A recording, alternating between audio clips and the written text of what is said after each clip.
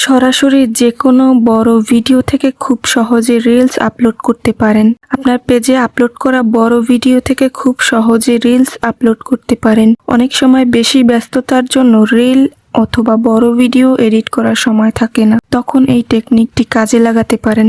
আর হ্যাঁ, এই অপশনটি আপনাকে ফেসবুক দিয়ে থাকে। তো চলুন কথা না বাড়িয়ে কিভাবে কাজটি করতে হয় দেখে আসি। প্রথমে পেজে যেতে হবে, তারপরে নোটিফিকেশন বারে ক্লিক করবেন। তারপর খুঁজে দেখবেন এই লেখাটি আছে কিনা।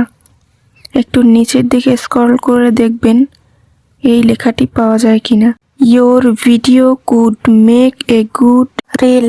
You can highlight a special moment and reach new people. এখানে ক্লিক করবেন। তারপরে এরকম একটা এন্টারপ্রাইজে নিয়ে আসবে। তারপর এখান থেকে 90 সেকেন্ডের একটা রিল আসবে অটোমেটিক। সেখান থেকে ডান পাশে কর্নারে উপরে ক্লিক করবেন, নেক্সটে ক্লিক করবেন, ক্যাপশন দিবেন। আর রিলসে সবসময় ছোট ক্যাপশন দিবেন, দেন শেয়ার রিলে ক্লিক করবেন। তারপর রিল আপলোড হয়ে যাবে। 1 মিনিট পরেই চেক করে দেখবেন রিল আপলোড হয়ে গেছে। তো কেমন লাগলো এই ভিডিওটি আপনাদের মতামত জানাবেন।